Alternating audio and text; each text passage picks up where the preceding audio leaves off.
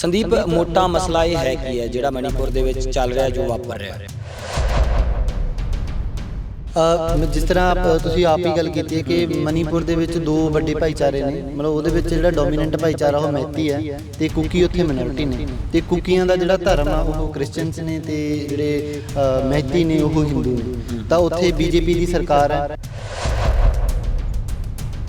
ਤੇ ਪਿਛਲੇ ਲੰਬੇ ਸਮੇਂ ਤੋਂ ਮਤਲਬ ਮਾਈਤੀਆਂ ਵੱਲੋਂ ਇਹ ਡਿਮਾਂਡ ਚੱਲੀ ਆ ਰਹੀ ਸੀ ਕਿ ਅਸੀਂ ਸਾਨੂੰ ਸ਼ਡਿਊਲ ਟ੍ਰਾਈਬ ਦੇ ਵਿੱਚ ਕੰਸੀਡਰ ਕੀਤਾ ਜਾਵੇ,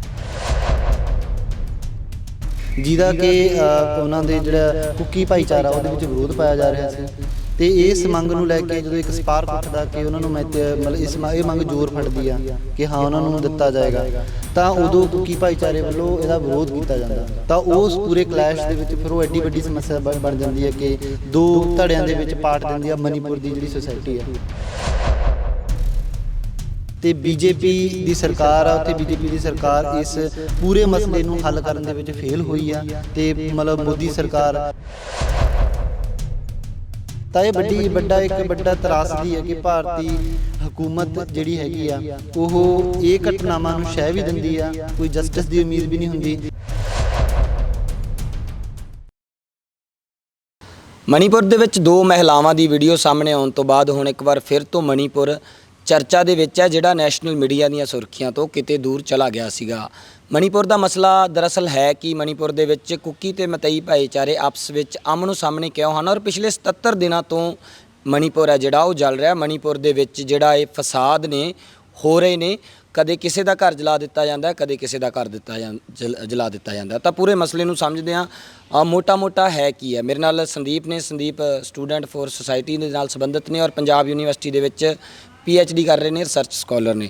ਸੰਦੀਪ ਮੋਟਾ ਮਸਲਾ ਇਹ ਹੈ ਕੀ ਹੈ ਜਿਹੜਾ ਮਣੀਪੁਰ ਦੇ ਵਿੱਚ ਚੱਲ ਰਿਹਾ ਜੋ ਵਾਪਰ ਰਿਹਾ। ਜਿਸ ਤਰ੍ਹਾਂ ਤੁਸੀਂ ਆਪ ਹੀ ਗੱਲ ਕੀਤੀ ਹੈ ਕਿ ਮਣੀਪੁਰ ਦੇ ਵਿੱਚ ਦੋ ਵੱਡੇ ਭਾਈਚਾਰੇ ਨੇ, ਮਤਲਬ ਉਹਦੇ ਵਿੱਚ ਜਿਹੜਾ ਡੋਮੀਨੈਂਟ ਭਾਈਚਾਰਾ ਉਹ ਮੈਤੀ ਹੈ ਤੇ ਕੁਕੀ ਉੱਥੇ ਮਿਨੋਰਿਟੀ ਨੇ। ਤੇ ਕੁਕੀਆਂ ਦਾ ਜਿਹੜਾ ਧਰਮ ਆ ਉਹ ਕ੍ਰਿਸਚੀਅਨਸ ਨੇ ਤੇ ਜਿਹੜੇ ਮੈਤੀ ਨੇ ਉਹ ਹਿੰਦੂ ਨੇ। ਤਾਂ ਉੱਥੇ ਬੀਜੇਪੀ ਦੀ ਸਰਕਾਰ ਹੈ ਤੇ ਪਿਛਲੇ ਲੰਬੇ ਸਮੇਂ ਤੋਂ ਮਤਲਬ ਮਾਈਤੀਆਂ ਵੱਲੋਂ ਇਹ ਡਿਮਾਂਡ ਚੱਲੀ ਆ ਰਹੀ ਸੀ ਕਿ ਅਸੀਂ ਸਾਨੂੰ ਸ਼ਡਿਊਲ ਟ੍ਰਾਈਬ ਦੇ ਵਿੱਚ ਕੰਸੀਡਰ ਕੀਤਾ ਜਾਵੇ, ਜਿਹਦਾ ਕਿ ਉਹਨਾਂ ਦੇ ਜਿਹੜਾ ਕੁੱਕੀ ਭਾਈਚਾਰਾ ਉਹਦੇ ਵਿੱਚ ਵਿਰੋਧ ਪਾਇਆ ਜਾ ਰਿਹਾ ਸੀ। ਤੇ ਇਸ ਮੰਗ ਨੂੰ ਲੈ ਕੇ ਜਦੋਂ ਇੱਕ ਸਪਾਰਕ ਉੱਠਦਾ ਕਿ ਉਹਨਾਂ ਨੂੰ ਮਤਲਬ ਇਹ ਮੰਗ ਜ਼ੋਰ ਫੜਦੀ ਆ ਕਿ ਹਾਂ ਉਹਨਾਂ ਨੂੰ ਦਿੱਤਾ ਜਾਏਗਾ, ਤਾਂ ਉਦੋਂ ਕੁੱਕੀ ਭਾਈਚਾਰੇ ਵੱਲੋਂ ਇਹਦਾ ਵਿਰੋਧ ਕੀਤਾ ਜਾਂਦਾ। ਤਾਂ ਉਸ ਪੂਰੇ ਕਲੈਸ਼ ਦੇ ਵਿੱਚ ਫਿਰ ਉਹ ਐਡੀ ਵੱਡੀ ਸਮੱਸਿਆ ਬਣ ਜਾਂਦੀ ਹੈ ਕਿ ਦੋ ਧੜਿਆਂ ਦੇ ਵਿੱਚ ਪਾਟ ਦਿੰਦੀ ਆ ਮਣੀਪੁਰ ਦੀ ਜਿਹੜੀ ਸੁਸਾਇਟੀ ਆ। ਤਾਂ ਇਹਦੇ ਵਿੱਚ ਜਿਹੜਾ ਵੱਡਾ ਸਮਝਣ ਵਾਲੀ ਗੱਲ ਆ ਕਿ ਮਤਲਬ ਭਾਰਤੀ ਸਟੇਟ ਜਦੋਂ ਬਣੀ ਆ 1947 ਦੇ ਵਿੱਚ, ਉਦੋਂ ਬਹੁਤ ਕੁਛ ਮਤਲਬ ਇਸ ਤਰੀਕੇ ਨਾਲ ਬਣੀ ਆ ਕਿ ਬਹੁਤ ਧੱਕਾ ਵੀ ਹੋਇਆ ਉਹਦੇ ਵਿੱਚ। ਮਤਲਬ ਭਾਸ਼ਾ ਦੇ ਆਧਾਰ 'ਤੇ ਸੂਬੇ ਨਹੀਂ ਬਣਾਏ ਗਏ, ਕਲਚਰ ਦੇ ਆਧਾਰ 'ਤੇ ਸੂਬੇ ਨਹੀਂ ਬਣਾਏ ਗਏ। ਤਾਂ ਉਹ ਜਿਹੜੀ ਐਕਸੈਸ਼ਨ ਵੀ ਮਣੀਪੁਰ ਦੀ ਭਾਰਤੀ ਹਕੂਮਤ ਦੇ ਵਿੱਚ ਹੁੰਦੀ ਹੈ ਤੇ ਉਹ ਵੀ ਕੋਈ ਮਤਲਬ ਵਧੀਆ ਮਤਲਬ ਜਿਹੜਾ ਉਹਨਾਂ ਦੀ ਲੋਕਾਂ ਦੀ ਸੁਣ ਕੇ ਬਣਾਈ ਹੋਵੇ ਉਸ ਤਰੀਕੇ ਦੀ ਨਹੀਂ ਹੋਈ। ਤੇ ਅੱਜ ਦੀ ਅਗਰ ਪ੍ਰੈਜ਼ੈਂਟ ਦੀ ਗੱਲ ਕਰੀਏ ਤੇ ਜਿਹੜੀ ਮੈਤੀ ਕਮਿਊਨਿਟੀ ਆ ਉਹਦਾ ਸਟੇਟਸ ਡੋਮੀਨੈਂਟ ਸਟੇਟਸ ਹੈ। ਡੋਮੀਨੈਂਟ ਮਤਲਬ ਸਾਰੇ ਰਿਸੋਰਸਿਸ ਦੇ ਉੱਪਰ ਲਗਭਗ ਜਿੱਥੇ ਉਹ ਰਹਿੰਦੇ ਨੇ ਤਾਂ ਰਿਸੋਰਸ ਸਭ ਤੋਂ ਵੱਧ ਉਹਨਾਂ ਕੋਲ ਨੇ, ਇੰਫਾਲ ਵੈਲੀ ਸਾਰਾ ਇਹ ਤੁਸੀਂ ਦੇਖਿਆ ਹੀ ਹੋਏਗਾ। ਤੇ ਜਿਹੜਾ ਕੁੱਕੀ ਭਾਈਚਾਰੇ ਬਹੁਤ ਮਿਨੋਰਿਟੀ ਦੇ ਵਿੱਚ ਹੈ ਤੇ ਉਹਦੀ ਐਡਮਿਨਿਸਟ੍ਰੇਸ਼ਨ, ਉਹਦੀ ਪੋਲੀਟੀਕਲ ਰਿਪਰੈਜ਼ੈਂਟੇਸ਼ਨ ਬੜੀ ਘੱਟ ਹੈ। ਤੇ ਉਹ ਆਪਣੇ ਆਪ ਨੂੰ ਚਿੱਤੇ ਹੋਇਆ ਵੀ ਮਹਿਸੂਸ ਕਰਦਾ ਕਿ ਸਾਡੀ ਰਿਪਰੈਜ਼ੈਂਟੇਸ਼ਨ ਹੀ ਨਹੀਂ ਹੈਗੀ। ਇੱਕ ਰਿਪਰੈਜ਼ੈਂਟੇਸ਼ਨ ਨਹੀਂ ਹੈਗੀ ਤੇ ਉਸ ਤੋਂ ਬਾਅਦ ਉਹਨਾਂ ਨੂੰ ਰਿਜ਼ਰਵੇਸ਼ਨ ਦੇਣ ਦੀ ਗੱਲ ਕੀਤੀ ਜਾ ਰਹੀ ਕਿ ਉਹਨਾਂ ਨੂੰ ਸ਼ਡਿਊਲ ਟ੍ਰਾਈਬ ਦੇ ਵਿੱਚ ਸ਼ਾਮਲ ਕੀਤਾ ਜਾਵੇ। ਤਾਂ ਇਹ ਸਾਰੀ ਗੱਲਬਾਤ ਦੇ ਦੌਰਾਨ ਦੋਨਾਂ ਧਿਰਾਂ ਦੇ ਵਿੱਚ ਕਲੈਸ਼ ਹੁੰਦਾ ਤੇ ਬੀਜੇਪੀ ਦੀ ਸਰਕਾਰ ਆ, ਉੱਥੇ ਬੀਜੇਪੀ ਦੀ ਸਰਕਾਰ ਇਸ ਪੂਰੇ ਮਸਲੇ ਨੂੰ ਹੱਲ ਕਰਨ ਦੇ ਵਿੱਚ ਫੇਲ ਹੋਈ ਆ। ਤੇ ਮਤਲਬ ਮੋਦੀ ਸਰਕਾਰ ਜਿਹਨੂੰ ਇਹ ਚਾਹੀਦਾ ਸੀਗਾ ਕਿ ਨਾਰਥ ਈਸਟ ਜਿਹੜਾ ਸੂਬਾ ਮਤਲਬ ਭਾਰਤ ਦੇ ਵਿੱਚ ਸਭ ਤੋਂ ਸੰਵੇਦਨਸ਼ੀਲ ਮੁੱਦਾ ਤੇ ਉਹ ਹਮੇਸ਼ਾ ਮਤਲਬ ਆਪਣੇ ਮੁੱਦਿਆਂ ਦੇ ਲਈ, ਆਪਣੀਆਂ ਮੰਗਾਂ ਦੇ ਲਈ ਮਤਲਬ ਉਹਦੀਆਂ ਮੰਗਾਂ ਅਕਸਰ ਹੀ ਇਗਨੋਰ ਕਰ ਦਿੱਤੀਆਂ ਜਾਂਦੀਆਂ ਨੇ, ਚਾਹੇ ਨਾਗਾਲੈਂਡ ਦਾ ਮਸਲਾ ਹੋਵੇ, ਅਸਾਮ ਦਾ ਮਸਲਾ ਹੋਵੇ, ਮਿਜ਼ੋਰਮ ਦਾ ਮਸਲਾ ਹੋਵੇ। ਤਾਂ ਉਹ ਪੂਰਾ ਇੰਡੀਆ ਦੇ ਮੇਨਲੈਂਡ ਤੋਂ ਕੱਟ ਆਫ ਹੈ ਤੇ ਉਹਦੀ ਮੇਨ ਧਾਰਾ ਦੇ ਵਿੱਚ ਵੀ ਉਹਦੀ ਕੋਈ ਗੱਲ ਨਹੀਂ ਹੁੰਦੀ। ਮਤਲਬ ਹੁਣ ਵੀ ਆਪਾਂ ਗੱਲ ਇਸ ਕਰਕੇ ਕਰ ਪਾ ਰਹੇ ਹਾਂ ਕਿਉਂਕਿ ਦੋ ਔਰਤਾਂ ਨੂੰ ਬਹੁਤ ਹੀ ਅਣਮਨੁੱਖੀ ਤਰੀਕੇ ਦੇ ਨਾਲ ਉੱਥੇ ਦੀ ਜਿਹੜੀ ਮੈਜੋਰਿਟੀ ਆ, ਭੀੜ ਆ, ਉੱਥੇ ਉਹਨਾਂ ਦੇ ਨਾਲ ਮਤਲਬ ਅਣਮਨੁੱਖੀ ਵਰਤਾਰਾ ਕੀਤਾ। ਔਰਤਾਂ ਨੂੰ ਨੰਗੇ ਮਤਲਬ ਭਜਾਇਆ ਗਿਆ, ਉਹਨਾਂ ਨਾਲ ਮਤਲਬ ਪਤਾ ਨਹੀਂ ਕੀ ਕੀਤਾ ਹੋਊਗਾ ਸੀ, ਮਤਲਬ ਸਾਡੇ ਕੋਲ ਪੂਰੀ ਇਨਫੋਰਮੇਸ਼ਨ ਵੀ ਹੈ ਨਹੀਂ। ਤਾਂ ਇਹ ਇੱਕ ਵੱਡਾ ਤਰਾਸਦੀ ਹੈ ਕਿ ਭਾਰਤੀ ਹਕੂਮਤ ਜਿਹੜੀ ਹੈਗੀ ਆ ਉਹ ਇਹ ਘਟਨਾਵਾਂ ਨੂੰ ਸ਼ਹਿ ਵੀ ਦਿੰਦੀ ਆ, ਕੋਈ ਜਸਟਿਸ ਦੀ ਉਮੀਦ ਵੀ ਨਹੀਂ ਹੁੰਦੀ। ਮਤਲਬ ਇਹ ਇਕੱਲੀ ਇਕਲੌਤੀ ਘਟਨਾ ਮਣੀਪੁਰ ਦੇ ਵਿੱਚ ਨਹੀਂ ਹੈਗੀ ਕਿ ਜਦੋਂ ਪੁਲਿਸ ਬਿਲਕੁਲ ਸਾਹਮਣੇ ਖੜ੍ਹ ਕੇ ਮੂਕ ਦਰਸ਼ਕਾਂ ਦੇ ਬਾਅਦ ਖੜ੍ਹ ਰਹੀ ਹੈ ਤੇ ਉਹਨਾਂ ਨੂੰ ਸਪੋਰਟ ਕਰ ਰਹੀ ਹੈ, ਜਿਹੜੇ ਰੇਪਿਸਟ ਮੈਂਟੈਲਿਟੀ ਦੇ ਲੋਕ ਉਹਨਾਂ ਨੂੰ ਨੰਗੇ ਭਜਾ ਰਹੇ ਨੇ। ਮਤਲਬ ਪੰਜਾਬ ਦੇ ਵਿੱਚ ਵੀ ਅਸੀਂ ਇੱਕ ਕਾਲਾ ਦੌਰ ਦੇਖਿਆ 84 ਦਾ, ਜਿਹਦੇ ਵਿੱਚ ਸਿੱਖ ਔਰਤਾਂ ਦੇ ਨਾਲ ਬਦਸਲੂਕੀ ਕੀਤੀ ਗਈ, ਉਹਨਾਂ ਦੀ ਇੱਜ਼ਤ ਲਾਹੀ ਗਈ ਹੈ ਨਾ, ਤੇ ਉਹਨਾਂ ਦਾ ਅੱਜ ਤੱਕ ਸਾਨੂੰ ਕੋਈ ਇਨਸਾਫ ਨਹੀਂ ਮਿਲਿਆ। ਇਸੇ ਤਰ੍ਹਾਂ 2002 ਦੇ ਵਿੱਚ ਦਿੱਲੀ ਦੇ ਦੰਗੇ ਹੋ ਗਏ। 2002 ਦੇ ਵਿੱਚ ਵੀ ਮਤਲਬ ਬਹੁਤ ਸਾਰੀਆਂ ਮੁਸਲਮਾਨ ਔਰਤਾਂ ਦੇ ਨਾਲ ਇਸ ਤਰੀਕੇ ਦਾ ਕੀਤਾ ਗਿਆ। ਗਿਣਤੀ ਦੇ ਗੱਲ ਕਰ ਰਹੇ ਹੋ ਤੁਸੀਂ, ਘੱਟ ਗਿਣਤੀ ਦੇ ਐਂਗਲ ਤੋਂ ਅਸੀਂ ਕਿਸ ਤਰੀਕੇ ਦੇ ਨਾਲ ਇਸ ਘਟਨਾ ਨੂੰ ਦੇਖਾਂਗੇ? ਕਿਉਂਕਿ ਕਿਹਾ ਜਾ ਰਿਹਾ ਕਿ ਜਿਹੜੀਆਂ ਪੀੜਤ ਔਰਤਾਂ ਨੇ ਉਹ ਜਿਹੜਾ ਕੁੱਕੀ ਭਾਈਚਾਰੇ ਦੇ ਨਾਲ ਸੰਬੰਧਿਤ ਨੇ, ਔਰ ਜਿਹੜਾ ਮੌਬ ਸੀਗਾ, ਜਿਹੜੀ ਭੀੜ ਸੀਗੀ, ਉਹ ਮਤਈ ਭਾਈਚਾਰੇ ਦੇ ਜਿਹੜੇ ਮੈਂ ਕਹਿ ਰਿਹਾ ਕਿ ਭਾਰਤੀ ਹਕੂਮਤ ਦਾ ਜਿਹੜਾ ਚਰਿੱਤਰ ਆ ਉਹ ਬਹੁਤ ਪੱਖਪਾਤੀ ਆ, ਤੇ ਮਤਲਬ ਘੱਟ ਗਿਣਤੀ ਵਿਰੋਧੀ ਉਹਦਾ ਚਿਹਰਾ। ਮਤਲਬ ਅਗਰ ਇਹ ਮਸਲੇ ਨੂੰ ਸੰਜੀਦਗੀ ਦੇ ਨਾਲ ਹੱਲ ਕੀਤਾ ਜਾਂਦਾ ਤਾਂ ਇਹ ਮਤਲਬ ਇਹ ਸਾਨੂੰ ਲੋੜ ਹੀ ਨਹੀਂ ਸੀ ਪੈਣੀ। ਹੱਲ ਕੀਤਾ ਜਾ ਸਕਦਾ ਸੀ, ਡੈਫੀਨੇਟਲੀ ਹੱਲ ਕੀਤਾ ਜਾ ਸਕਦਾ ਕਿ ਲੋਕਾਂ ਦੀਆਂ ਜਿਹੜੀਆਂ ਜੈਨੂਅਨ ਡਿਮਾਂਡਸ ਨੇ ਉਹਨਾਂ ਨੂੰ ਤੁਸੀਂ ਪੂਰਾ ਕਰੋ। ਹੁਣ ਇਹ ਪੂਰਾ ਇੱਕ ਤਾਂ ਇੱਕ ਇੰਗਲੇ ਦਾ ਇਹ ਆ ਕਿ ਇਹਨੂੰ ਧਾਰਮਿਕ ਕਲਰ ਵੀ ਦਿੱਤਾ ਜਾ ਰਿਹਾ, ਠੀਕ ਹੈ। ਬੀਜੇਪੀ ਦੀ ਸਿਆਸਤ ਹੀ ਧਰਮ ਦੇ ਆਧਾਰ ਤੇ ਜੁੜਦੀ ਹੈ, ਕਿਉਂਕਿ ਉਹ ਹਿੰਦੂ ਭਾਈਚਾਰੇ ਨਾਲ ਮਿਆਤੀ ਕਮਿਊਨਿਟੀ ਜੁੜ ਰਹੀ ਆ, ਤਾਂ ਉਹ ਹਿੰਦੂ ਭਾਈਚਾਰੇ ਦੀਆਂ ਵੋਟਾਂ ਨੂੰ ਪੂਰੇ ਭਾਰਤ ਦੇ ਵਿੱਚ ਲੈਣ ਦੇ ਲਈ ਇਸ ਤਰੀਕੇ ਦੀਆਂ ਘਟਨਾਵਾਂ ਇਹਦੇ ਵਿੱਚ ਮਤਲਬ ਪੂਰੇ ਡਾਊਟ ਨੇ ਕਿ ਉਹ ਇੱਦਾਂ ਕਰ ਹੀ ਸਕਦੀ ਆ। ਤੇ ਦੂਜਾ ਇੰਪੋਰਟੈਂਟ ਇਸ਼ੂ ਇਹ ਵੀ ਆ ਕਿ ਇਸ ਦੇ ਨਾਲ ਜੁੜਿਆ ਕਿ ਜਿਹੜੀ ਏਰੀਏ ਦੇ ਵਿੱਚ ਕੁਕੀ ਟਰਾਈਬ ਰਹਿੰਦੀ ਆ, ਉਹ ਏਰੀਆ ਮਿਨਰਲਸ ਰਿਚ ਏਰੀਆ ਹੈਗਾ, ਤਾਂ ਉੱਥੇ ਦੀ ਜਿਹੜੀ ਲੈਂਡ ਹੈ, ਉੱਥੇ ਮਤਲਬ ਉਹ ਲੈਂਡ ਦੇ ਉੱਪਰ ਕਬਜ਼ਾ ਕਾਰਪੋਰੇਟ ਦਾ ਕਬਜ਼ਾ ਕਰਵਾਉਣਾ ਚਾਹੁੰਦੇ ਨੇ। ਤਾਂ ਉਹ ਲੈਂਡ ਹੁਣ ਟਰਾਈਬਲ ਏਰੀਆ ਦੇ ਵਿੱਚ ਕੀ ਹੈ ਕਿ ਟਰਾਈਬਲਸ ਦੀ ਜਿਹੜੀ ਲੈਂਡ ਹੈ ਉਹ ਉਹਨਾਂ ਦੀ ਨੇਚਰ ਦੇ ਨਾਲ ਜੁੜੀ ਹੋਈ ਆ, ਉਹਨਾਂ ਦੇ ਨਾਲ ਇੱਕ ਕਲਚਰ ਦਾ ਹਿੱਸਾ ਉਹਨਾਂ ਦੇ।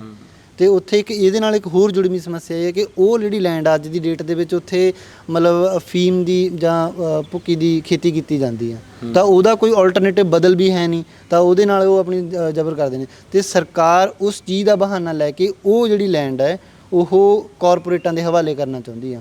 ਜਿਵੇਂ ਪੰਜਾਬ ਦੇ ਵਿੱਚ ਪੰਚਾਇਤੀ ਜ਼ਮੀਨਾਂ ਖੋਹ ਕੇ ਕਾਰਪੋਰੇਟਾਂ ਨੂੰ ਦੇਣ ਦੀ ਤਿਆਰੀ ਕਰ ਰਹੇ ਆ, ਉਵੇਂ ਹੀ ਉਹਨਾਂ ਦੀ ਜਿਹੜੀ ਲੋਕਲ ਲੈਂਡ ਹੈ ਉਹ ਖੋਹ ਕੇ ਕਾਰਪੋਰੇਟਾਂ ਦੇ ਹਵਾਲੇ ਕਰਨ ਦੀ ਗੱਲ ਕੀਤੀ ਜਾ ਰਹੀ ਹੈ, ਜਿਹੜੀ ਇਹ ਐਂਗਲ ਮੇਰੇ ਖਿਆਲ ਤੇ ਮੀਡੀਆ ਦੇ ਵਿੱਚ ਮਿਸ ਹੋ ਰਿਹਾ। ਮਸਲਾ ਇਹ ਵੀ ਕਹਿ ਦਿੱਤਾ ਜਾਂਦਾ ਕਿ ਕੁੱਕੀ ਜਿਹੜਾ ਭਾਈਚਾਰਾ ਉਹ ਬਾਹਰੀ ਹੈ, ਉਹ ਉੱਥੋਂ ਦਾ ਨਹੀਂ ਹੈ। ਮਤਲਬ ਉਸ ਏਰੀਆ ਦਾ ਤੇ ਉਹ ਐਥਨਿਕ ਜਿਹੜੇ ਉੱਥੇ ਰਹਿ ਰਹੇ ਨੇ, ਤੇ ਮਤਲਬ ਅਗਰ ਤੁਸੀਂ ਇਸ ਐਂਗਲ ਤੋਂ ਗੱਲ ਕਰੋਗੇ ਕਿ ਕੌਣ ਕਿੱਥੇ ਦਾ ਰਹਿ ਰਿਹਾ, ਉਹ ਤਾਂ ਫਿਰ ਪੂਰੇ ਨਾਰਥ ਈਸਟ ਦਾ ਹੀ ਮਸਲਾ। ਪੂਰੇ ਨਾਰਥ ਈਸਟ ਦੇ ਵਿੱਚ ਮਤਲਬ ਅਗਰ ਤੁਸੀਂ ਬਹੁਤ ਵੱਡੀ ਗਿਣਤੀ ਵੱਲੋਂ ਵੀ ਕਹਿ ਦਿੱਤਾ ਜਾਂਦਾ ਕਿ ਕਿਸੇ ਦੇ ਨਾਲ ਵਿਰੋਧੀ ਵਿਚਾਰਕ ਵਿਰੋਧ ਜਾਂ ਰਾਜਨੀਤਿਕ ਵਿਰੋਧ ਕਹਿ ਦਿੱਤਾ ਜਾਂਦਾ ਕਿ ਜੀ ਪਾਕਿਸਤਾਨ ਦਾ, ਜਾਂ ਇਸ ਤਰ੍ਹਾਂ ਦੇ ਇਲਜ਼ਾਮ। ਉਹ ਤਾਂ ਦੇਖੋ ਭਾਰਤ ਦੇ ਵਿੱਚ ਜਦੋਂ ਤੋਂ ਬੀਜੇਪੀ ਸਰਕਾਰ ਆਈ ਆ, ਉਹਨੇ ਕਿਸ ਤਰੀਕੇ ਦਾ ਨਰੇਟਿਵ ਹੀ ਸਿਰਜ ਦਿੱਤਾ ਕਿ ਅਗਰ ਤੁਸੀਂ ਵਿਰੋਧ ਦੀ ਆਵਾਜ਼ ਬੁਲੰਦ ਕਰਦੇ ਹੋ, ਅਗਰ ਤੁਸੀਂ ਮਤਲਬ ਜੋ ਜਸਟਿਸ ਦੀ ਡਿਮਾਂਡ ਕਰਦੇ ਆ, ਤਾਂ ਉਹ ਤੁਹਾਨੂੰ ਮਾਓਵਾਦੀ ਡਿਕਲੇਅਰ ਕਰ ਦਿੰਦੀ ਹੈ, ਤੁਹਾਨੂੰ ਖਾਲਿਸਤਾਨੀ ਡਿਕਲੇਅਰ ਕਰ ਦਿੰਦੀ ਹੈ, ਤੁਹਾਨੂੰ ਐਂਟੀ ਨੈਸ਼ਨਲ ਪਾਕਿਸਤਾਨ ਚੱਲ ਜਾਓ, ਇਸ ਤਰੀਕੇ ਦੀਆਂ ਗੱਲਾਂ। ਅੱਛਾ, ਇੱਕ ਹੋਰ ਹੈ ਕਿ ਪ੍ਰਧਾਨ ਮੰਤਰੀ ਨਰਿੰਦਰ ਮੋਦੀ 77 ਦਿਨਾਂ ਬਾਅਦ ਬੋਲੇ ਨੇ ਮਸਲੇ ਦੇ ਉੱਪਰ, ਔਰ ਉਹਨਾਂ ਨੇ ਸਾਰੇ ਮੁੱਖ ਮੰਤਰੀ ਜਿਹੜੇ ਵੀ ਨੇ, ਜਿਹੜੀ ਸਟੇਟ ਦਾ ਜਿਹੜਾ ਮੁੱਖ ਮੰਤਰੀ, ਉਹਨਾਂ ਨੂੰ ਆਦੇਸ਼ ਜਾਰੀ ਕਰ ਦਿੱਤਾ ਕਿ ਹੁਣ ਤੁਸੀਂ ਮਹਿਲਾਵਾਂ ਦੀ ਸੁਰੱਖਿਆ ਵਧਾਓ, ਸੁਰੱਖਿਆ ਤੇ ਧਿਆਨ ਦਿਓ। ਮਤਲਬ ਇਹਦੇ ਵਿੱਚ ਸਮਝਣ ਵਾਲੀ ਗੱਲ ਹੈ ਕਿ ਉਹਨਾਂ ਦੀ ਪਾਰਟੀ ਦੇ ਆਪ ਹੀ ਜਿਹੜੇ ਹੱਥ ਪੈਰ ਨੇ, ਪੂਰਾ ਸਰੀਰ ਉਹਨਾਂ ਦਾ ਲਿਬੜਿਆ ਪਿਆ ਇਸ ਤਰੀਕੇ ਦੀਆਂ ਘਟਨਾਵਾਂ ਨਾਲ।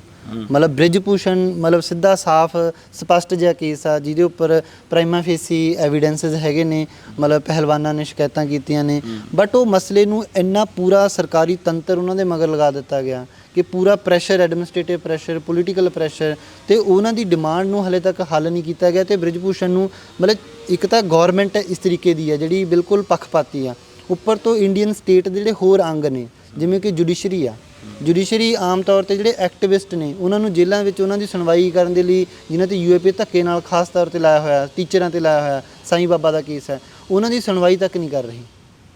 ਬਟ ਇਹੋ ਜਿਹੇ ਕੇਸ ਦੇ ਵਿੱਚ ਧੜੱਲੇ ਦੇ ਨਾਲ ਮਤਲਬ ਇਹਨਾਂ ਨੂੰ ਕੋਈ ਨਾਲ ਦੀ ਨਾਲ ਬੇਲ ਮਿਲ ਜਾਂਦੀ ਹੈ। ਦਿੱਲੀ ਪੁਲਿਸ ਨੇ ਕੋਈ ਓਬਜੈਕਸ਼ਨ ਹੀ ਨਹੀਂ ਰੇਜ਼ ਕੀਤਾ, ਤਾਂ ਉੱਥੇ ਦੀਆਂ ਔਰਤਾਂ ਦੀ ਸੁਣਵਾਈ ਕਿਵੇਂ ਅਸੀਂ ਐਕਸਪੈਕਟ ਕਰ ਲਈਏ ਕਿ ਉਹ ਗੱਲ ਦੇਸ਼ ਲਈ ਓਲੰਪਿਕ ਮੈਡਲ ਜਿੱਤ ਰਿਹਾ। ਦੂਜਾ ਮਸਲਾ ਇਹ ਵੀ ਕਿ ਹੁਣ ਇੱਕ ਪਾਸੇ ਤਾਂ ਕਹਿ ਰਹੇ ਕਿ ਪੂਰੇ ਦੇਸ਼ ਦੇ ਵਿੱਚ ਅਸੀਂ ਯੂਨੀਫਾਰਮ ਸਿਵਲ ਕੋਡ ਲੈ ਕੇ ਆਉਣਾ, ਦੂਜੇ ਪਾਸੇ ਆਹ ਪੱਖਪਾਤ ਸਾਡੇ ਸਾਹਮਣੇ ਆ। ਇਸ ਕਰਕੇ ਇਹ ਮਨਸ਼ਾ ਵੀ ਆ ਕਿ ਕਿਸੇ ਤਰੀਕੇ ਦਾ ਜਿਹੜਾ ਯੂਨੀਫਾਰਮ ਸਿਵਲ ਕੋਡ ਦੀ ਵੀ ਗੱਲ ਕਰ ਰਹੇ ਨੇ, ਉਹਦੇ ਉੱਪਰ ਵੀ ਉਹਦਾ ਵੀ ਵਿਰੋਧ ਕਰਨਾ ਇਸੇ ਕਰਕੇ ਜ਼ਰੂਰੀ ਹੈ ਕਿਉਂਕਿ ਸਟੇਟ ਦਾ ਜਿਹੜਾ ਕਰੈਕਟਰ ਆ ਉਹ ਘੱਟ ਗਿਣਤੀ ਵਿਰੋਧੀ ਆ, ਉਹ ਸਿੱਖਾਂ ਦੇ ਵਿਰੋਧ ਦੇ ਵਿੱਚ ਖੜ੍ਹਦੀ ਆ, ਦਲਿਤਾਂ ਦੇ ਵਿੱਚ, ਇੰਟੈਲੈਕਚੁਅਲਾਂ ਦੇ, ਲੋਕ ਪੱਖੀ ਇੰਟੈਲੈਕਚੁਅਲਾਂ ਦੇ, ਫਾਰਮਰਸ ਦੇ ਉੱਪਰ ਇਹਨਾਂ ਨੇ UAPA ਕਿੰਨੇ ਫਾਰਮਰ ਸਾਡੇ ਜੇਲ੍ਹ ਕਿੰਨੇ ਕੇਸ ਪਾਏ ਨੇ, ਹਲੇ ਵੀ ਅਸੀਂ ਮਤਲਬ ਭੁਗਤ ਰਹੇ ਹਾਂ। ਤਾਂ ਪੂਰੇ ਮਣੀਪੁਰ ਦਾ ਜਿਹੜਾ ਸਿਨੈਰੀਓ ਆ ਉਹ ਇੱਕ ਇੰਡੈਕਸ ਹੈ, ਉਹ ਇੱਕ ਮਿਰਰ ਆ ਸਾਡੀ ਸੁਸਾਇਟੀ ਦਾ ਕਿ ਉੱਥੇ ਮਾਨਵਤਾ ਖਤਮ ਹੋ ਜਾਂਦੀ ਆ ਕਿ ਲੋਕ ਜਿਹੜਾ ਇਹਨਾਂ ਨੇ ਭੀੜ ਤੰਤਰ ਪੈਦਾ ਕੀਤਾ ਇੰਨੇ ਸਾਲਾਂ ਦੇ ਵਿੱਚ ਕਿ ਤੁਸੀਂ ਜ਼ੁਲਮ ਕਰੀ ਜਾਓ, ਇਸ ਤਰੀਕੇ ਦੀਆਂ ਘਟਨਾਵਾਂ ਕਰੀ ਜਾਓ, ਤੁਹਾਨੂੰ ਖੁੱਲੀ ਛੁੱਟੀ ਆ। ਮਤਲਬ ਬੀਜੇਪੀ ਦਾ ਤਾਂ ਖਾਸ ਕਿਉਂਕਿ 77 ਦਿਨ ਹੋ ਗਏ ਤਾਂ ਇੰਟਰਨੈਟ ਬੰਦ ਸੀ, ਹੋ ਸਕਦਾ ਬਹੁਤ ਸਾਰੀਆਂ ਚੀਜ਼ਾਂ ਸਾਹਮਣੇ ਨਾ ਆ ਸਕੀਆਂ। ਹੁਣ ਸਰਕਾਰ ਦੇ ਵੱਲੋਂ ਸਭ ਤੋਂ ਪਹਿਲਾਂ ਪੰਜਾਬ ਦੇ ਵਿੱਚ ਵੀ ਪਿਛਲੇ ਦਿਨਾਂ ਦੇ ਵਿੱਚ ਜਦੋਂ ਅੰਮ੍ਰਿਤਪਾਲ ਆਪਰੇਸ਼ਨ ਹੋਇਆ ਤਾਂ ਕ੍ਰੈਕਡਾਊਨ ਹੋ ਗਿਆ, ਇੰਟਰਨੈਟ ਬੰਦ ਹੋ ਗਿਆ, ਤਾਂ ਉੱਥੇ ਵੀ ਇਸ ਤਰ੍ਹਾਂ ਦਾ ਜਿਹੜਾ ਕੀ ਹੈ ਕਿ ਉਹ ਜਦੋਂ ਦੇ ਚੱਲ ਰਿਹਾ ਕਿ ਉੱਥੇ ਉਹਨੇ ਚਿਰ ਦੇ ਲਈ ਇੰਟਰਨੈਟ ਸਸਪੈਂਡ ਹੈ। ਹਾਲਾਂਕਿ ਸਰਕਾਰ ਦਾ ਇਹ ਤਰਕ ਹੁੰਦਾ ਕਿ ਜਿਹੜਾ ਹੋਰ ਹਿੰਸਾ ਨਾ ਵਧੇ, ਸਰਕਾਰ ਇਸ ਤਰਕ ਤੋਂ ਇੰਟਰਨੈਟ ਬੰਦ ਕਰਦੀ ਹੈ। ਪਰ ਹੁਣ ਜਦੋਂ ਇਹ ਚੀਜ਼ ਸਾਹਮਣੇ ਸੋਸ਼ਲ ਮੀਡੀਆ ਤੇ ਆਈ ਹੈ ਤਾਂ ਇਹ ਹੈ ਕਿ ਇਹੋ ਜਿਹੀਆਂ ਘਟਨਾਵਾਂ ਵੀ ਨਹੀਂ ਸਾਹਮਣੇ ਆਈਆਂ ਉਹਦੇ ਨਾਲ, ਅਗਰ ਜੇ ਹਿੰਸਾ ਮਤਲਬ ਤੁਸੀਂ ਇਸ ਘਟਨਾ ਦੀ ਗ੍ਰੈਵਿਟੀ ਇਸ ਚੀਜ਼ ਜਿਹੜੀ ਤੁਸੀਂ ਪੁੱਛ ਰਹੇ ਹੋ ਇਹਦੀ ਗ੍ਰੈਵਿਟੀ ਦਾ ਅੰਦਾਜ਼ਾ ਇਸ ਚੀਜ਼ ਤੋਂ ਲਗਾ ਸਕਦੇ ਹੋ ਕਿ ਜਿਹੜਾ ਬੀਜੇਪੀ ਦਾ ਉੱਥੇ ਸੀਐਮ ਹੈ ਬੀਰੇਨ ਸਿੰਘ, ਉਹ ਕੀ ਗੱਲ ਕਰ ਰਿਹਾ, ਕਹਿੰਦਾ ਅਸੀਂ ਇਸ ਤਰੀਕੇ ਦੀਆਂ ਘਟਨਾਵਾਂ ਪਤਾ ਹੀ ਨਹੀਂ ਕਿੰਨੀਆਂ ਹੋਈਆਂ ਹੋਣਗੀਆਂ, ਇਸ ਕਰਕੇ ਅਸੀਂ ਇੰਟਰਨੈਟ ਬੰਦ ਕਰ ਦਿੱਤਾ। ਮਤਲਬ ਇਸ ਤਰੀਕੇ ਦਾ ਬੀਜੇਪੀ ਦੇ ਡੀਐਨਏ ਦੇ ਵਿੱਚ ਔਰਤ ਵਿਰੋਧੀ ਮਾਨਸਿਕਤਾ ਪਈ ਆ। ਤੇ ਉਹ ਤੁਸੀਂ ਦੇਖ ਸਕਦੇ ਹੋ ਬ੍ਰਿਜ ਭੂਸ਼ਣ ਦੇ ਕੇਸ ਦੇ ਵਿੱਚ ਵੀ, ਉਹ ਤੁਸੀਂ ਬਿਲਕਿਸ ਬਾਨੋ ਦੇ ਕੇਸ 'ਚ ਦੇਖ ਸਕਦੇ ਹੋ ਕਿ ਜਦੋਂ ਰੇਪਿਸਟ ਅਦਾਲਤ ਵੱਲੋਂ ਬਰੀ ਕੀਤੇ ਜਾਂਦੇ ਨੇ ਤੇ ਉਹਨਾਂ ਦੇ ਉੱਪਰ ਹਾਰ ਪਹਿਨਾਏ ਜਾਂਦੇ ਨੇ। ਕੁਲਦੀਪ ਸਿੰਘਰ ਯੂਪੀ ਦੇ ਵਿੱਚ ਰੇਪ ਦੇ ਇਲਜ਼ਾਮ ਲੱਗੇ, ਸਜ਼ਾ ਹੋਈ ਤਾਂ ਉਹਦੇ ਹੱਕ ਦੇ ਵਿੱਚ ਤਿਰੰਗਾ ਯਾਤਰਾ ਕੱਢੀ ਗਈ, ਕਥੂਆ ਦੇ ਵਿੱਚ ਤਿਰੰਗਾ ਯਾਤਰਾ ਕੱਢੀ ਗਈ। ਕਹਿਣ ਦਾ ਮਤਲਬ ਬੀਜੇਪੀ ਆਰਐਸਐਸ ਦਾ ਜਿਹੜਾ ਡੀਐਨਏ ਆ ਉਹ ਔਰਤ ਵਿਰੋਧੀ ਆ, ਉਹ ਮੁਸਲਿਮ ਵਿਰੋਧੀ ਆ, ਉਹ ਘੱਟ ਗਿਣਤੀ ਵਿਰੋਧੀ ਆ।